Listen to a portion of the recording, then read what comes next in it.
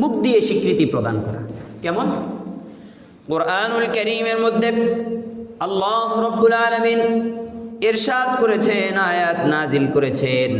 আল্লাহ রাব্বুল আলামিন কুরআনুল কারীমের মধ্যে বলেন, শাহিদাল্লাহু আন্নাহু লা ইলাহা ইল্লা হুয়া ওয়াল মালাইকাতু ওয়া উলুল ইলমি কাইমান বিল কিসত।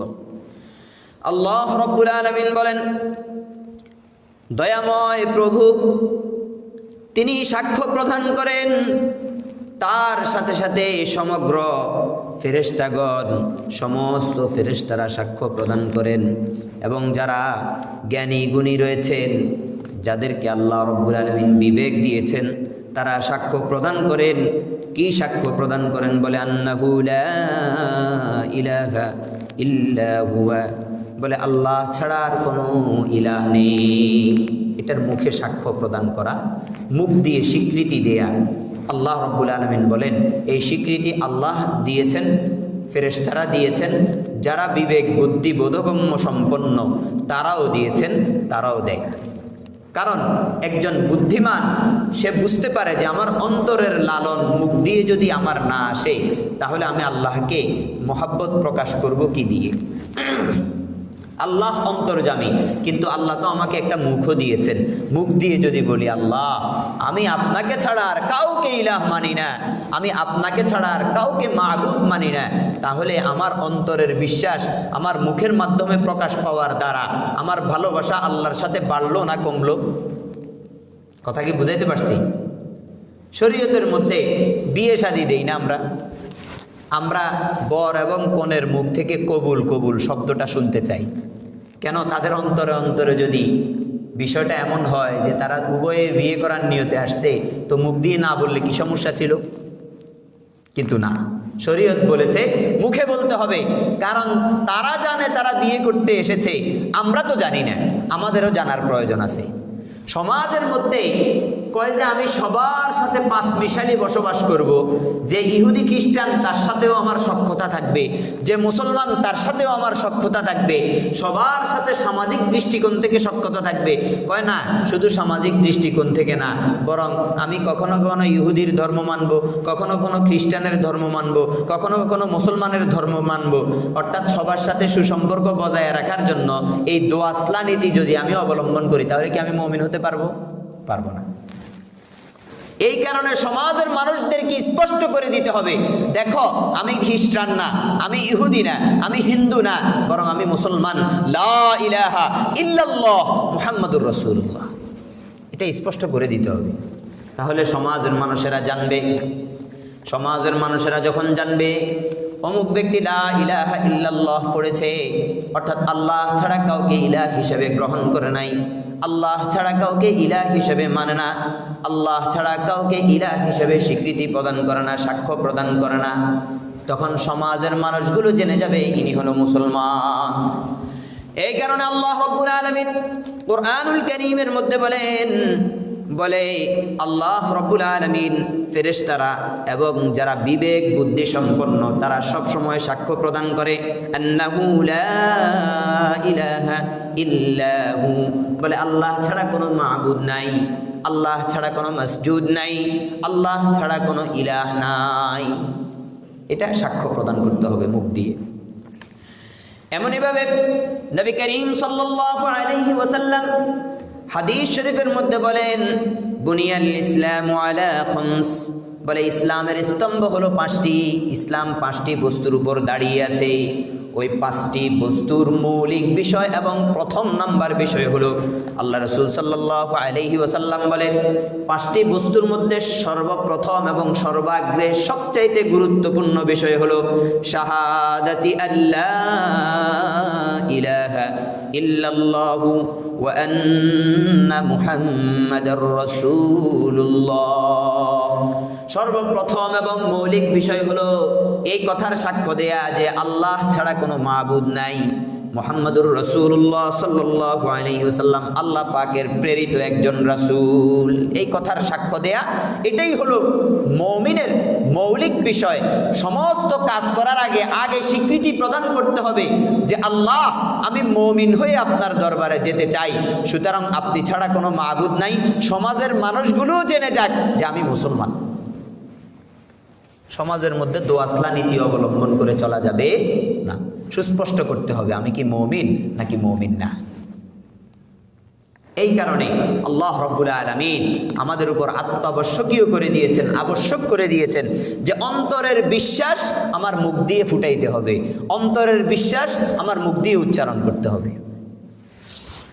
قال إمامنا الأعظم رحمه الله: الإيمان هو الإقرار باللسان والتصديق بالجنان। আমাদের ইমাম আজম আবু হানিফা রহিমাহুল্লাহ, আমাদের হানাফি মাযহাবের ইমামদের মধ্যে সর্বশ্রেষ্ঠ ইমাম হযরত ইমাম আজম আবু হানিফা রহিমাহুল্লাহ, তিনি বলেন যে ঈমান হলো মুখে স্বীকৃতি প্রদানের সাথে সাথে অন্তরে ওই স্বীকৃতির বিশ্বাস স্থাপন করার নাম। অন্তরে বিশ্বাস থাকবে, মুখে স্বীকৃতি থাকবে, অন্তরে বলবে যে আল্লাহ ছাড়া কোনো মাবুদ নাই, সেই অন্তরের বহিঃপ্রকাশ মুখ দিয়ে ঘটবে আশহাদু আল্লা ইলাহা ইল্লাল্লাহ, আশহাদু আল্লা ইলাহা ইল্লাল্লাহ। এটা হলো ইমানদারের বৈশিষ্ট্য। ইমানদার অন্তরে একটা জিনিস লালন করবে, মুখ দিয়ে আরেকটা বলবে। এটা ইমানদারের নীতি নয়, মুনাফিকের নীতি। বরং ইমানদারের মুখের বলা আর অন্তরের বিশ্বাস এক হবে, অভিন্ন হবে। তাহলে বুঝলাম যে অন্তরে বিশ্বাস যা আছে মুখ দিয়ে স্বীকার করতে হবে, মুখ দিয়ে সাক্ষ্য প্রদান করতে হবে, নাইলে ইমানদার হওয়া যাবে না। এখন আসুন, অন্তরের বিশ্বাস ছাড়া মুখের সাক্ষ্য কি গ্রহণযোগ্য হবে? একজন ব্যক্তি তিনি অন্তরে বিশ্বাস করলো না, কিন্তু মুখ দিয়ে বলতেছে আমার না, আমি ঈমান এনেছি, আমি মুসলমান হয়ে গিয়েছি। কথা কি বুঝাইতে পারছি? শুধু মুখে বলে, কিন্তু সে যে অন্তরে বিশ্বাস করে না, তার কাজে কর্মে ফুটে ওঠে, এমন ব্যক্তিকে কি মুমিন বলতে পারবো কিনা? আল্লাহু আকবার। চিন্তা করেন, কুরআনুল কারীমের মধ্যে আল্লাহ রাব্বুল আলামিন আয়াত নাজিল করেছেন। আল্লাহ রাব্বুল আলামিন আমাদেরকে বলছেন, ক্বালাতিল আ'রাবু আমান্না কুল লাম তু'মিনু ওয়ালাকিন কুলু আসলামনা ওয়ালাম্মা ইয়াদখুলিল ঈমানু ফী কুলুবিকুম। আল্লাহ রাব্বুল আলামিন রাসূলুল্লাহ সাল্লাল্লাহু আলাইহি ওয়াসাল্লামের উপর আয়াত নাজিল করেছেন। কখন? বলে আরবের গ্রাম্য কিছু লোকেরা রাসূলুল্লাহ সাল্লাল্লাহু আলাইহি ওয়াসাল্লামের কাছে এসেছিলেন। আসার পর লা ইলাহা ইল্লাল্লাহ মুহাম্মাদুর রাসূলুল্লাহ এই কালিমা পড়ে তারা মুসলমান হয়েছিলেন, কিন্তু তাদের ঈমান অন্তরে ছিল না, শুধু মুখে মুখে ছিল। অর্থাৎ তারা মদিনার সুযোগ সুবিধাগুলো নেয়ার জন্য, মদিনা রাষ্ট্র যেহেতু মুসলমান রাষ্ট্র ছিল, মুসলমানদের অধিবাসী বেশি ছিল, মুসলমান অধ্যুষিত এলাকা ছিল, মুসলমান জনসংখ্যা বেশি ছিল, সেই কারণে মুসলমানদের সুযোগ সুবিধাগুলো নেয়ার জন্য তারা মদিনায় এসে রাসূলুল্লাহ সাল্লাল্লাহু আলাইহি ওয়াসাল্লামের অবলোকন করলো, সাহাবায়ে কেরামকে অবলোকন করলো। তারা চিন্তা করলো, এখানে যেহেতু সবাই মুসলমান, আমরাও যদি লা ইলাহা ইল্লাল্লাহ মুহাম্মাদুর রাসূলুল্লাহ পড়ে নেই, তাহলে আমাদেরকেও এখানে সুযোগ সুবিধা বেশি মিলবে। সুতরাং তারা লা ইলাহা ইল্লাল্লাহ মুহাম্মাদুর রাসূলুল্লাহ পড়ে নিল। পড়ে নেওয়ার পর যেখানে যায় সে বলে আমান্না, আমরা ঈমান এনেছি। ওই যে আপেল কিনতে যাইলে, মালটা কিনতে গেলে, অমুক জায়গায় ব্যবসা করতে গেলে, এখানে গেলে সেখানে গেলে, মুসলমানদের যেহেতু এখানে এই রাষ্ট্রের সুযোগ সুবিধা ভালো, তো তোরা যেখানে যায় কয় যে আমান্না, আমরা ঈমান এনেছি, আমরাও মুসলমান, আমাদের সাথে মুসলমানদের সাথে তোমরা যেমন আচরণ করো, মুসলমানদেরকে যেমন সুযোগ সুবিধা দাও, এটা আমরাও প্রাপ্য। এরকম ভাবে বলতে লাগলো। রাসূলুল্লাহ সাল্লাল্লাহু আলাইহি ওয়াসাল্লামের উপর আল্লাহ রাব্বুল আলামিন তাদের মনের অবস্থাটা প্রকাশ করে দিল। বলে এরা তো মনে মনে মুমিন না, এরা মুখে মুখে মুমিন। আল্লাহ রাসূল সাল্লাল্লাহু আলাইহি ওয়াসাল্লামের উপর আয়াত নাজিল হয়েছে, ক্বালাতিল আ'রাবু আমান্না। বলে আরবের বেদুইন এবং গ্রাম্য ব্যক্তিরা বলে আমান্না, আমরা ঈমান এনেছি। রাসূলুল্লাহ সাল্লাল্লাহু আলাইহি ওয়াসাল্লামের উপর প্রত্যাদেশ জারি হয়ে গেছে। সাথে সাথে রাসূলুল্লাহ সাল্লাল্লাহু আলাইহি ওয়াসাল্লামকে আল্লাহ রাব্বুল আলামিন বলেন, কুল, আপনি বলে দিন, লাম তুমিনু, তোমরা ঈমান আনো নাই, ওয়ালাকিন কুলু আসলামনা, বরং তোমরা এই কথা বলো যে আমরা আত্মসমর্পণ করেছি, আমরা ইসলামের কাছে আত্মসমর্পণ করেছি। বলে ওয়ালাম্মা ইয়াদখুলুল ঈমানু ফি কুলুবিকুম, কারণ এখনো পর্যন্ত তোমাদের অন্তরের মধ্যে ঈমান ঢুকে নাই। তোমাদের অন্তরে ঈমান থাকবে না, মুখে মুখে ঈমান থাকবে। মুখ তোমাদেরকে বলবে লা ইলাহা ইল্লাল্লাহ মুহাম্মাদুর রাসূলুল্লাহ, কিন্তু এই লা ইলাহা ইল্লাল্লাহ মুহাম্মাদুর রাসূলুল্লাহ অন্তরে ধারণ করবে না। অন্তরের ধারণ নাই, মুখে মুখে শুধু বলা। এই মুখে মুখে বলার দ্বারা মুমিন হওয়া যায় না। যদি হওয়া যাইত তাহলে আরবের ওই গ্রাম্য ব্যক্তি সবাই ঈমানদার হয়ে যেত। রাসূলুল্লাহর উপর আয়াত নাজিল হয়ে গেছে। বলেন কুল, আপনি বলে দিন যে লাম তুমিনু, তোমরা ঈমান আনো নাই, ওয়ালাকিন কুলু আসলামনা, বরং তোমরা এভাবে বলো যে আমরা আত্মসমর্পণ করছি, এই রাষ্ট্রে আসছি, আত্মসমর্পণ করছি, দেখি ঈমান আমাদের অন্তরে ঢুকে কিনা। কথা কি বুঝাইতে পারছি? তাহলে মুখে বললাম, অন্তরে লালন করলাম না, মুখে বললাম, অন্তরে সেটাকে আমি বিশ্বাস করলাম না, আমি কি মুমিন হতে পারবো? পারবো না। তাহলে অন্তরের বিশ্বাস মুখ দিয়ে ফুটবে, মুখের কথা অন্তরে ঢুকবে, এটা হলো ঈমান। কথা কি বুঝাইতে পারছি? রাসূলুল্লাহ সাল্লাল্লাহু আলাইহি ওয়াসাল্লামের উপর আয়াত নাযিল হয়েছে, ইয়া আইয়ুহার রাসূল লা ইয়াহজুনকাল্লাযীনা ইউসারিউনা ফিল কুফরি মিনাল্লাযীনা ক্বালু আমান্না বিআফওয়াহিহিম ওয়া লাম তুমিন কুলুবুহুম।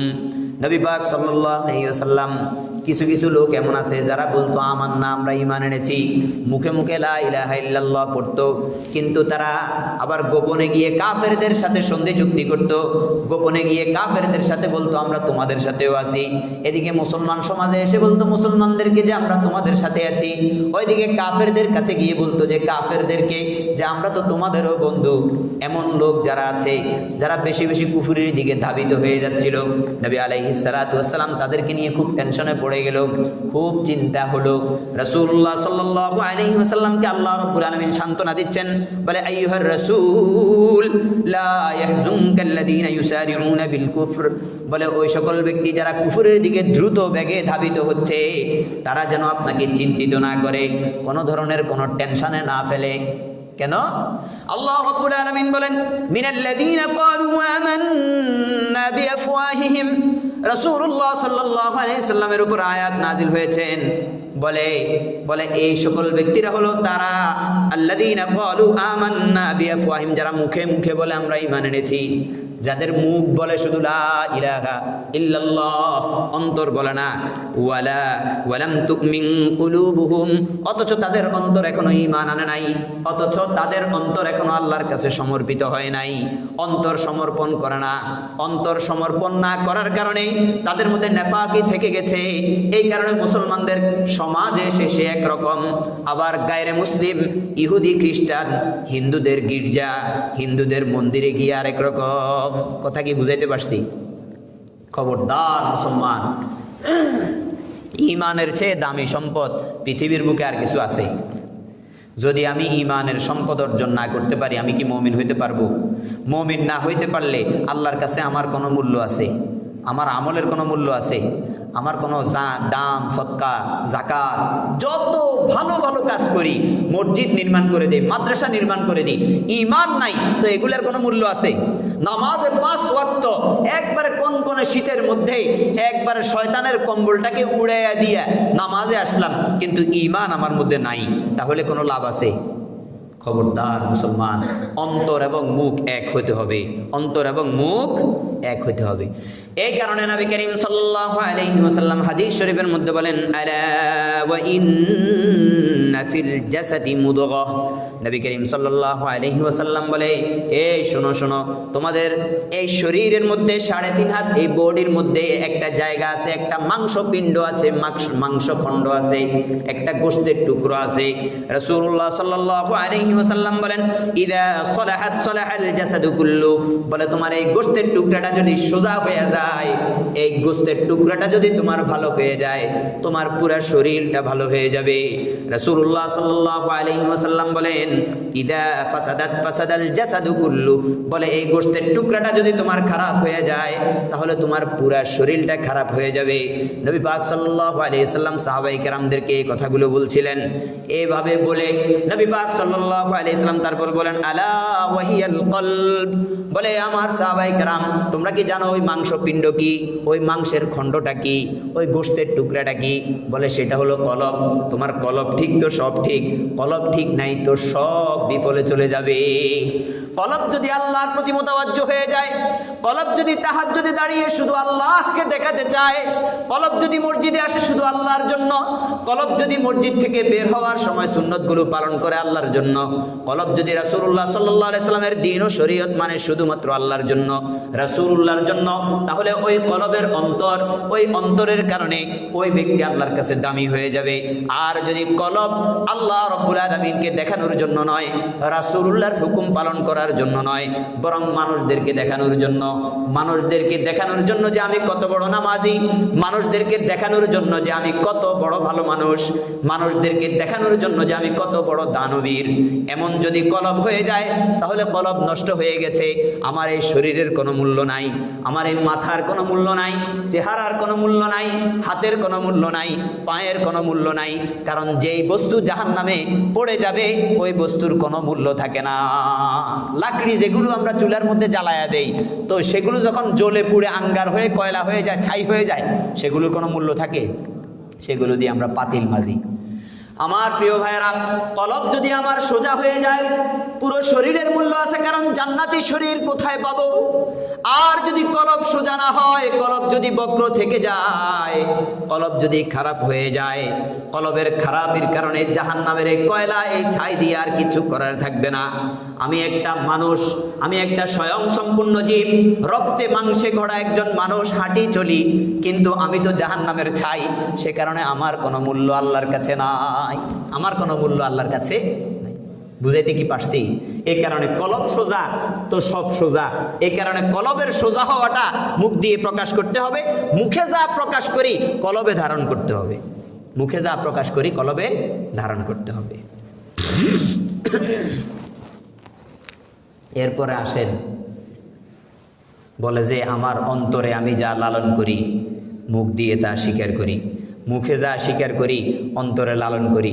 মুখে বলি আল্লাহ ছাড়া কোনো মাবুদ নাই, আমি অন্তরেও মানি আল্লাহ ছাড়া কোনো মাবুদ নাই। অন্তরে আমি মানি আল্লাহ ছাড়া কোনো মাবুদ নাই, মুখে আবার ওইটা বলি যে আল্লাহ ছাড়া কোনো মাবুদ নাই। কয় দোনোটা তো ঠিক করলাম। এরপরে সমস্যা হলো আরেক জায়গায়। সমস্যাটা কি?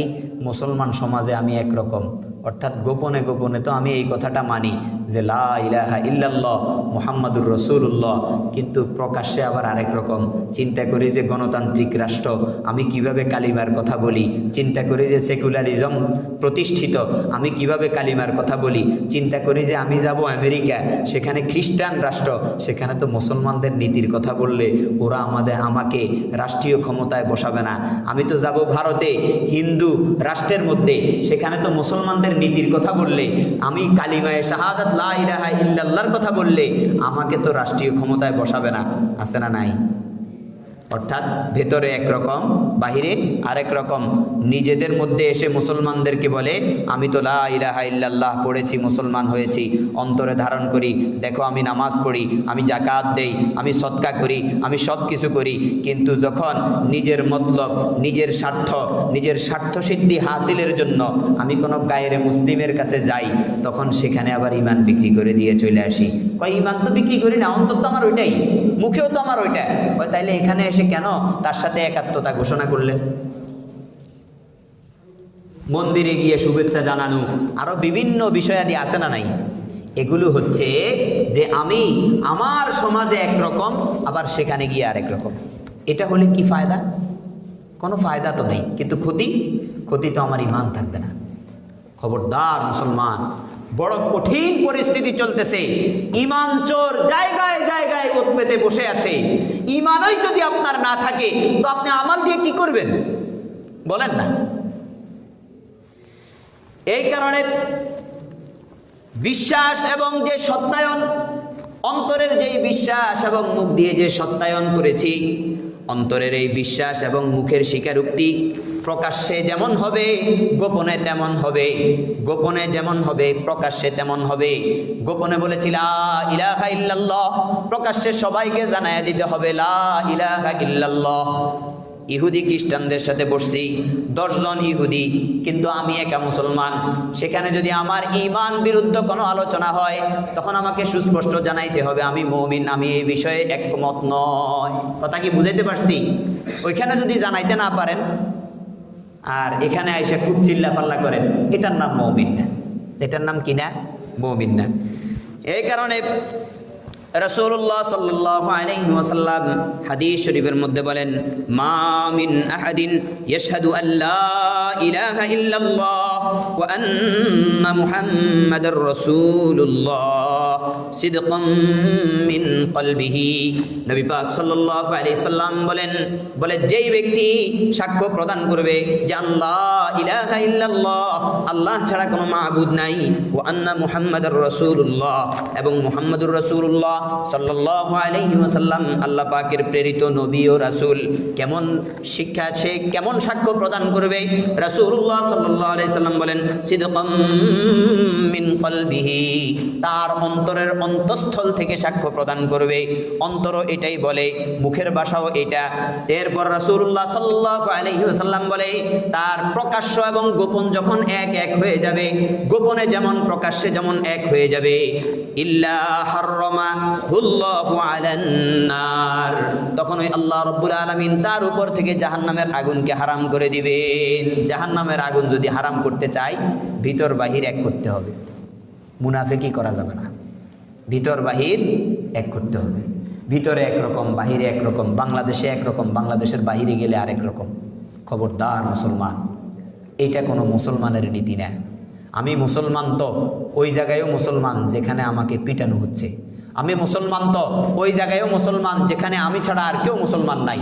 আমি মুসলমান তো ওই জায়গায়ও মুসলমান যেখানে মসজিদ নাই, মাদ্রাসা নাই, আজান হয় না, নামাজ পড়া নিষিদ্ধ, সেখানেও আমি মুসলমান। ঈমানের হালত একরকম থাকতে হবে। ঈমানের হালত। হযরতে বেলাল রাদিয়াল্লাহু তাআলা আনহু কেমন মুসলমান ছিলেন চিন্তা করেন। গোলাম ছিল, উমাইয়া ইবনে খলফের গোলাম ছিল।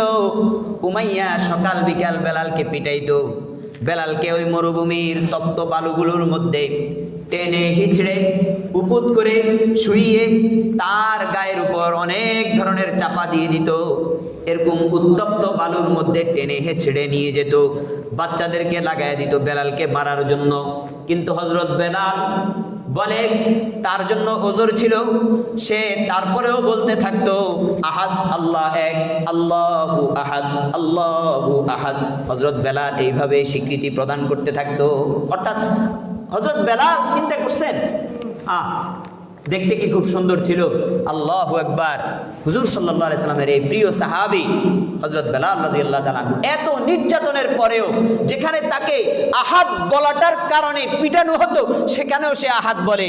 আবার যেখানে রাসূলুল্লাহর কাছে আসলে নির্বিঘ্নে বলা যায় লা ইলাহা ইল্লাল্লাহ মুহাম্মাদুর রাসূলুল্লাহ, সেখানেও সে এসে আহাদ আহাদ বলতেছে। অর্থাৎ ভেতর বাহির একরকম, ভেতর বাহির একরকম। এটা ছিল সাহাবায়ে কেরামের ঈমানের অবস্থা। আমি অত্যাচারিত হব, আমি বাহিরের রাষ্ট্রের কোন ধরনের ইহুদি খ্রিস্টান রাষ্ট্রের সাথে আমার মুআহাদা করব, কূটনৈতিক সম্পর্ক করব, সে কারণে ঈমান বিসর্জন দেয়া যাবে না। বহু পলিসি অবলম্বন করতে পারি, বহু কৌশল অবলম্বন করতে পারি, কিন্তু ওই সমস্ত কৌশলের কারণে আমাকে ঈমান বিসর্জন দেওয়া যাবে না। আমার সমাজে অমুসলিম আছে, আমি মুসলমান, আমি মুসলমান হিসেবে আমার অমুসলিম ভাইয়ের সাথে কোনো চুক্তিতে যাচ্ছি, কিন্তু ঈমান বিসর্জন দিয়ে না। কৌশল বহু অবলম্বন করব। কৌশল করা কোনো খারাপ কিছু না, হিকমা অবলম্বন করব, তাদেরকে বোঝানোর ক্ষেত্রেও হিকমা অবলম্বন করব, কিন্তু নিজের ঈমানকে বিসর্জন দিয়ে না। নিজের ঈমানের উপর কোনো ধরনের কোনো কম্প্রোমাইজ চলবে না। এই বিষয়টা বুঝতে হবে। এই কারণে নবী করিম সাল্লাল্লাহু আলাইহি ওয়াসাল্লাম অন্য এক হাদিসের মধ্যে আরো সুস্পষ্টভাবে বলেন, নবী আলাইহিস সালাতু ওয়াস সালাম হাদিস শরীফের মধ্যে বলেন, ওয়া শাফাআতি লিমান শাহিদা আন লা ইলাহা ইল্লাল্লাহু মুখলিসা, ইউসাদ্দিকু কলবুহু লিসানাহু ওয়া লিসানুহু কলবাহু। রাসূলুল্লাহ সাল্লাল্লাহু আলাইহি ওয়াসাল্লাম বলেন, কিয়ামতের ওই কঠিন ময়দানে আমার শাফাত, আমার সুপারিশ পাওয়ার জন্য উপযুক্ত হলো ওই ব্যক্তি, যে ব্যক্তি মান শাহিদা আন লা ইলাহা ইল্লাল্লাহ মুখলিসা, যে একনিষ্ঠভাবে এই কথার সাক্ষ্য দেয় যে আল্লাহ ছাড়া কোনো মাবুদ নাই, এরপরে সাক্ষ্য দিয়েই ক্ষান্ত হয় না, বরং ইউসাদ্দিকু কলবুহু লিসানাহু, তার মুখের সাক্ষ্যকে তার অন্তর সত্যায়ন করে এবং তার অন্তরের সাক্ষ্যকে মুখ সত্যায়ন করে, অর্থাৎ মুখ এবং অন্তর এক হয়ে যায়। অন্তরে যা লালন করে মুখে তা বলে। ইমানের ক্ষেত্রে কোনো ধরনের হেরফের করে না, কোনো তাহরিফ করে না, কোনো ধরনের অসঙ্গতি প্রকাশ করে না, যে সুবিধা যেখানে যেমন সেখানে তেমন হয়ে যায় না, বরং নিজের ইমান বাঁচাইয়া যেখানে যেমন সুবিধা নেওয়া যায় সেখানে তেমন সুবিধা নেই। সুবিধা যেখানে যেমন, ইমানকে সেখানে তেমন করে না, বরং ইমান বাঁচাইয়া যেখানে যতটুকু সুবিধা নেওয়া যায় ততটুকু নেই। কথা কি বুঝাইতে পারছি? এটা হলো ইমানদার। এটা হলো কি? ইমানদার। আল্লাহু আকবার। ভিতর বাহির যদি ভিন্ন হয় তাহলে আমি কি ইমানদার হইলাম না মুনাফিক হইলাম? মুনাফিক। রাসূলুল্লাহ সাল্লাল্লাহু আলাইহি ওয়াসাল্লামের উপর আয়াত নাজিল হয়েছে। আব্দুল্লাহ ইবনে উবাই বিন সালুল, আব্দুল্লাহ ইবনে উবাই, আব্দুল্লাহ ইবনে উবাই তাকে একবার সাহাবী হযরত আলী রাদিয়াল্লাহু তাআলা আনহু অথবা অন্য একজন সাহাবী বলল, আব্দুল্লাহ তোমরা ভালো করে মুমিন হয়ে যেতে পারো না?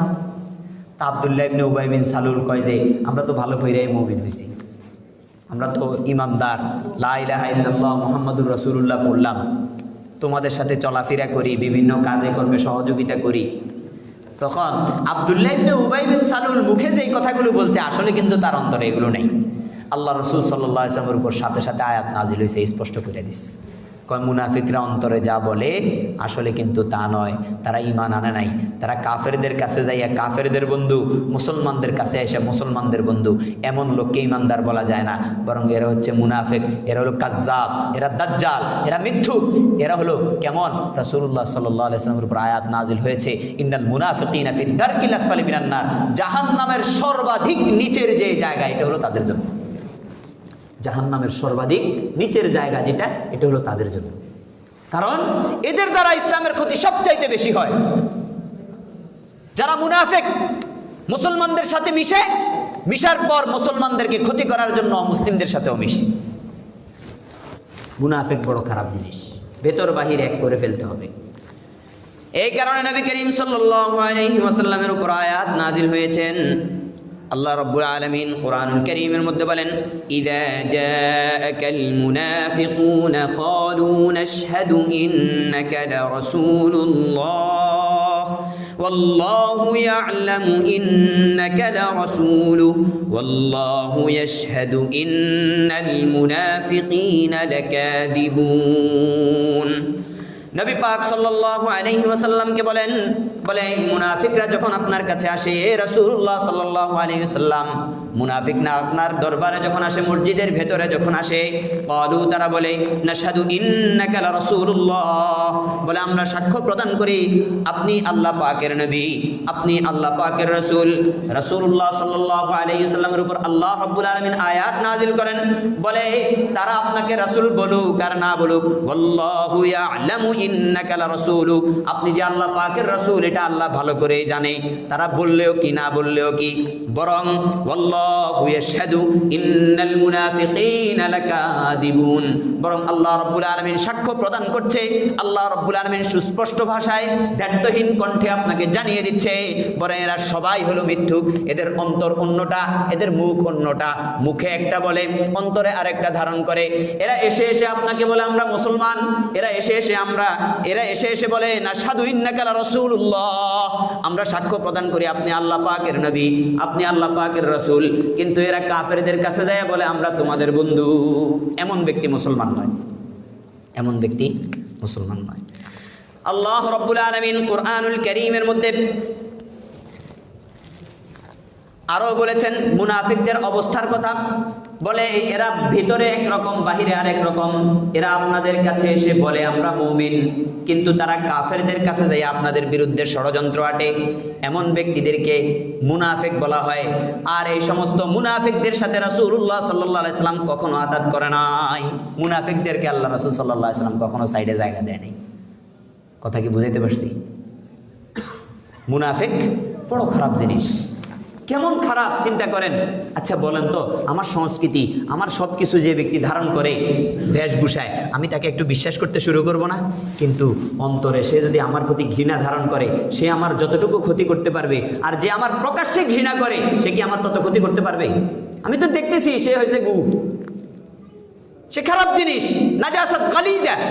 তো আমি তো নাপাকি থেকে দূরে থাকবই। কিন্তু নাপাকি নয়, দেখাইছে সুগন্ধি, কিন্তু এসে দেখলাম যে নাপাকি। তো কেমন হলো? যে নাপাকি তাকে তো আমি দূরে রাখলাম, আমার কাপড়ে আসতে দিলাম না, আমার শরীরে আসতে দিলাম না, আমার মস্তিষ্কে বসতে দিলাম না। কিন্তু যে ব্যক্তি পাকের ভেষ ধরে আমার কাছে আসছে, সে তো আমার শরীরে চলে আসছে, সে তো আমার গায়ের মধ্যে রন্ধ্রে রন্ধ্রে ঢুকে গেছে। সে আমার যত ক্ষতি করবে, ওই নাপাকি তো অত ক্ষতি করবে না। এই কারণে মুনাফিক বড় খারাপ জিনিস। আল্লাহু আকবার। ইমাম আজম রাহিমাহুল্লাহ কি বলে চিন্তা করুন। তিনি বলেন এই আয়াতের তাফসীরের মধ্যে, যে আয়াতটা এখন বললাম, ইজা জাআকাল মুনাফিকুন ক্বালু নাশহাদু ইন্নাকা লারাসূলুল্লাহ, ইমাম আজম রাহমাতুল্লাহ আলাইহি বলে যে আল ইকরার ওয়াহদা, শুধু মুখে সত্যায়ন লা ইলাহা ইল্লাল্লাহ পড়া, শুধু মুখে সত্যায়ন লা ইলাহা ইল্লাল্লাহ পড়া, লা ইয়াকুনু ঈমানা, এটা কখনো ঈমান নয়। শুধু মুখে লা ইলাহা ইল্লাল্লাহ পড়লে, অন্তরে ধারণ না করলে কোন ব্যক্তি মুমিন হতে পারে না। কেন? লিআন্নাহু লাউ কানা ঈমানান, যদি এটা ঈমান হতো, যদি এটা ঈমানদারের বেশভূষা হতো, যে মুখে লা ইলাহা ইল্লাল্লাহ পড়লাম আর মুমিন হয়ে গেলাম। ইমাম আজম আবু হানিফা রাহিমাহুল্লাহ তিনি বলেন লাকানাল মুনাফিকুনা কুল্লুহুম মুমিনিন, তাহলে তো সমস্ত মুনাফিকরা মুমিন হয়ে যেত। এদের জন্য আর ইন্নাল মুনাফিকিনা ফিদ দারকিল আসফালি মিনান নার, এই আয়াত আর নাজিল হইতো না। সমস্ত মুনাফিকরা মুমিন হয়ে যেত যদি শুধু মুখে বলার দ্বারা মুমিন হওয়া যেত। তাহলে কি বুঝলাম? মুখে বলতে হবে, অন্তরে ধারণ করতে হবে। অন্তরের ধারণ মুখ দিয়ে স্বীকার করতে হবে। মুখে বলতে হবে, অন্তরে ধারণ করতে হবে, অন্তরের ধারণ মুখ দিয়ে স্বীকার করতে হবে, সাক্ষ্য প্রদান করতে হবে, তবে মুমিন হতে পারবো। তবে কি হতে পারবো? আল্লাহু আকবার। মুনাফিকরা মুসলমানদের সাথে একরকম, আবার এরা অমুসলিমদের সাথে গেলে আরেক রকম। কেমন? আল্লাহু আকবার। আল্লাহ তাআলা তাদের এই স্বভাবটা কিন্তু কোরআনুল কারীমের মধ্যে বলে দিছে। কয় যে এরা দেখো অন্তর অন্তরে ঈমান লালন করে না, অন্তর অন্তরে বিশ্বাস করে না যে আল্লাহ তাআলাই সব কিছু করতে পারে, বরং জিহাদের কথা কইলে ওদের পা টলমটল শুরু করে দেয়। কয় টিকবো না টিকবো না, জিতবো না জিতবো না। হ্যাঁ, আল্লাহ রাসূল সাল্লাল্লাহু আলাইহি ওয়াসাল্লাম দাওয়াত দিছে, এখন যদি না যাই আবার আমাকে যদি খারাপ ভাবে, তো কয় যে ইয়া রাসূলুল্লাহ আমরা যাবো কইয়া 3 কদম আগায় আবার 5 কদম পিছে নেয়, 3 কদম আগায় 5 কদম পিছে নেয়। আল্লাহর প্রতি বিশ্বাস কম, যে রাসূলুল্লাহ সাল্লাল্লাহু আলাইহি ওয়াসাল্লামকে বিশ্বাস কম করে, যে সে কারণে মুনাফিকদের অবস্থা হলো এই। আল্লাহ রাব্বুল আলামিন বলেছেন আল্লাহর বিধান হলো সর্বসত্য, সর্বাধিক অগ্রগণ্য। এরপরে আমার অন্তরে বিশ্বাস হলো না, আসলে কি আল্লাহর বিধান এটা সর্বশক্তিমান বা এরকম কিছু কিনা, তাই অন্তরে সন্দেহ রেখে দিলাম, আবার মুখে বলি যে আমি ঈমানদার। এরকম বিগত সময়ে ফ্যাসিস্ট হাসিনার সময়ে এরকম বহু নাস্তিকদেরকে দেখবেন যারা ইন্টারভিউতে বলেছে আমি বংশীয়ভাবে মুসলমান, আসলে কি সে মুসলমান? কথা বলে না। নিজুম মজুমদার এক লোক আছে, নিজুম মজুমদার, এরা সবাই হলো মানে ইসলাম বিদ্বেষী। তো ইসলাম বিদ্বেষী হলে সে আবার মুসলমান কেমনে হয়?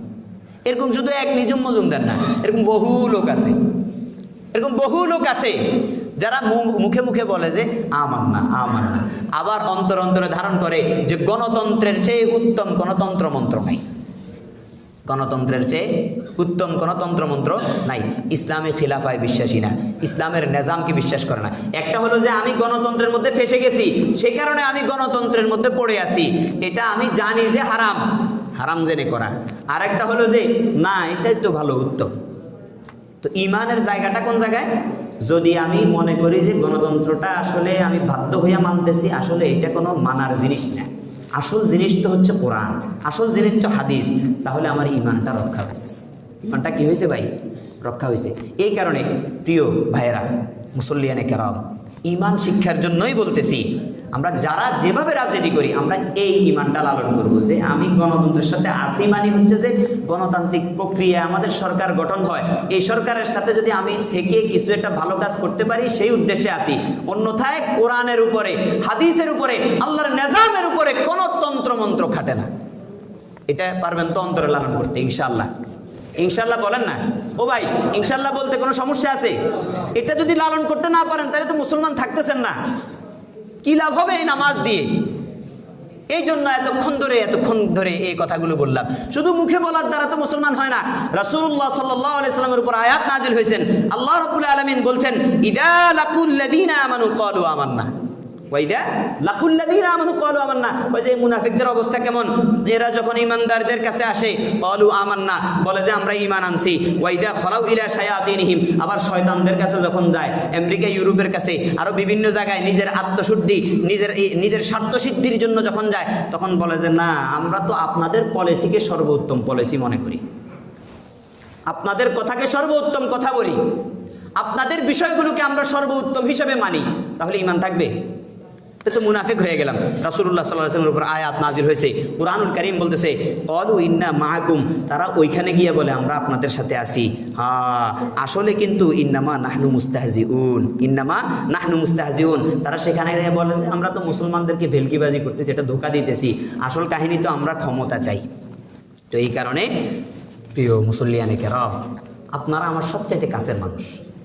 আপনাদেরকে এই বিষয়টা জানানোর মূল উদ্দেশ্য হচ্ছে যে সামনে বিভিন্ন ধরনের আমাদের রাজনৈতিক প্রক্রিয়াগুলো সামনে আগত, অনেকে অনেক দল করেন, এগুলো নিয়ে আমার কোনো মাথা ব্যথা নাই, যে যা করে করেন, কিন্তু ইমানের জায়গায় সুস্পষ্ট হয়ে যান। ইমানের জায়গায় কি হয়ে যান? সুস্পষ্ট হয়ে যান যে এই গণতান্ত্রিক রাজনীতি অথবা এই সমাজতান্ত্রিক রাজনীতি, এই সেকুলারিজমের সাথে আমি আসি বাধ্য হয়ে। কি হয়ে বলেন? বাধ্য হয়ে। কারণ আমি একটা ছোট রাষ্ট্রে বসবাস করি, এই রাষ্ট্রের মধ্যে এত বেশি শক্তি নাই যে আমি এটাকে উড্ড করে ইসলামী খেলাফা প্রতিষ্ঠা করব। কিন্তু চেষ্টা তো করতে হবে, চেষ্টা অব্যাহত রাখবেন, কিন্তু অন্তরে ঈমান লালন করতে হবে যে আমি বাধ্য হয়ে গেছি, সে কারণে আসি। অন্যথায় এটা জিনিসটা কুফরি, জিনিসটা হারাম, আমি বুঝি। কিন্তু বাধ্য হওয়ার পরেও যেহেতু কুরআনুল কারীমের মধ্যে, হাদিস শরীফের মধ্যে আসছে যে শরীয়তে যদি কোনো বিষয়ে বাধ্য হয়ে যায় লোক, তাহলে ততটুকু নেওয়া যায় আছে যতটুকু না নিলে বাঁচা যায় না। যতটুকু না নিলে, একজন ব্যক্তি মরে যাচ্ছে, এখন তাকে শুকরের গোশত সামনে আছে, আর কিচ্ছু নাই, এখন শুকরের গোশত তার জন্য খাওয়া যায় জীবন বাঁচানোর জন্য। কতটুকু? সদ্যের রমক, অর্থাৎ তার পেটটা বেঁচে যায়, তার শরীরটা বেঁচে যায়, তার শক্তিটা বেঁচে যায়, অর্থাৎ তার জানটা বেঁচে যায়, এতটুকু সমপরিমাণ। তো এই কারণে এই রাষ্ট্র আমাদের মুসলমান অধ্যুষিত এলাকা, এখানে মুসলমান বেশি, সুতরাং আমাদের প্রত্যেকেই এই রাজনীতির সাথে জড়িত, কেউ যেভাবে জড়িত আছেন। সুতরাং ঈমানের জায়গায় যদি আমি সুস্পষ্ট না হইতে পারি, প্রিয় মুসল্লিয়ানে কেরাম, তাহলে ঈমান তো থাকতেছে না। আমি তো অনেক বড় নামাজি, আমি তো অনেক বড় ব্যক্তি, কিন্তু অন্তত এই বিশ্বাস যদি আমি লালন না করতে পারি, আমি তো মুমিন থাকতে পারতেছি না। আর মুমিন যদি আমি না থাকতে পারি, তাহলে আমার এই আমলের কি দাম বলেন না? অনেক কথা বললাম, আপনারা মনে কষ্টের কিছু নাই, এটা সমালোচনা নাই, এটা হলো আমাদের ঈমান রক্ষার আন্দোলন। কথা কি বুঝাইতে পারছি? যে ইহুদি নীতি, খ্রিস্টান নীতি গ্রহণ করব, কিন্তু করব যে কি হিসাবে? বিশ্বাস ভিতরে কি থাকবে? যে বাধ্য হয়ে গ্রহণ করতেছি, বাধ্য হয়ে কি করতেছি। তাহলে ইনশাআল্লাহ আল্লাহ রাব্বুল আলামিন চাহে তো আমাদের ঈমানটা বেঁচে যাবে, আমাদের ইজ্জত সম্ভ্রম বেঁচে যাবে, আমাদের আমালগুলো বেঁচে যাবে। আল্লাহ রাব্বুল আলামিন আমাদের সবাইকে বুঝার তৌফিক দান করুন। কেউ যেন না ভুল বুঝে, কেউ আমার প্রতিপক্ষ না, সবাই আমার মুসল্লি। কথা কি বুঝাইতে পারছি? কেউ ভুল বুঝবেন না, কিন্তু ঈমানের জায়গাটা ক্লিয়ার করা এটা আমার দায়িত্ব ছিল, এটা আমার কি ছিল? দায়িত্ব ছিল। সেটাই আপনাদের কাছে ক্লিয়ার করে দিলাম। আল্লাহ রাব্বুল আলামিন আমাদের সবাইকে আমল করার তৌফিক দান করুন।